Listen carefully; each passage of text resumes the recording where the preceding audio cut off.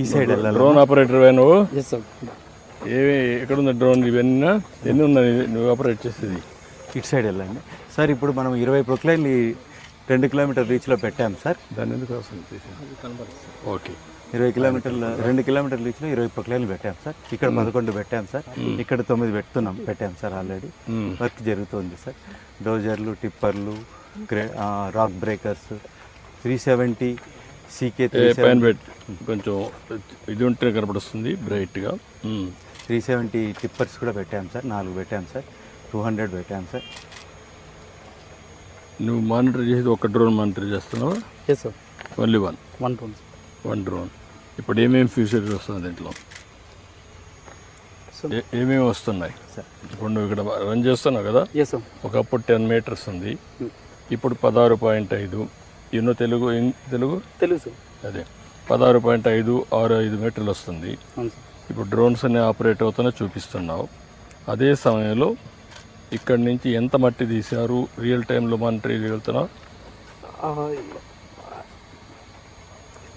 ఈ డ్రోన్ ఇప్పుడు మనం దానికి ఆర్థమోజెక్ సర్వే చేయాలి సార్. ఇప్పుడు మనం విజువల్గా ఇన్స్పెక్షన్ చేస్తున్నాం సార్.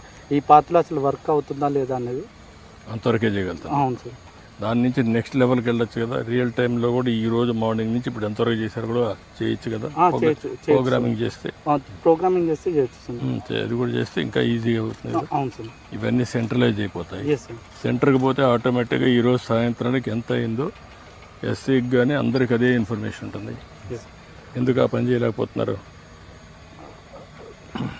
మనం చేసుకోవచ్చు సార్. మనం డిపార్ట్మెంట్లో మనం ఒక డ్రోన్ వింగ్ ఆల్రెడీ మీరు స్టార్ట్ చేశారు కదా సార్. ఆ వింగ్లోనే అడిషనల్ పవర్స్ తోటి మనం ఆర్థమోజెక్ సర్వేస్లో ఎవ్రీ ప్రాజెక్ట్ ఎక్కడైతే కరెంట్ వర్క్ అవుతుందో ఆ ప్రాజెక్ట్లో ఒక టీమ్ని డ్రోన్ని డిప్లాయ్ చేస్తే మనం ఈ రోజు మార్నింగ్ నుంచి ఈవినింగ్ వరకు అయిన ఆటోమేటిక్గా సిస్టమ్ని వెళ్ళిపోతుంది. అప్పుడు అందరికి ఆ ఇన్ఫర్మేషన్ ఉంటుంది రియల్ టైంలో సార్. దాదాపుగా దీనివల్ల నీకు లాభం ఏమనిపిస్తుంది సార్? ఇక్కడ మనకు ఈ డ్రోన్స్ ఆన్ రియల్ టైంలో చేసినప్పుడు ఏంటి సార్, మనకు అంటే కరప్షన్స్ ఉంటాయి కదా సార్. కరప్షన్స్ని అవాయిడ్ చేయొచ్చు. ఇంకోటి డిలే ఆఫ్ టైంని మనం కూడా అవాయిడ్ చేయొచ్చు సార్. ఇప్పుడు ఈ జనరేషన్కి టైం అనేది చాలా ఇంపార్టెంట్. సో మనకు ఈ ప్రాజెక్ట్ ఒక 6 monthsలో మామూలుగా మనం వితౌట్ ఎనీ మానిటరింగ్ పెడితే ఆ ప్రాజెక్ట్ 1 year అయ్యేది.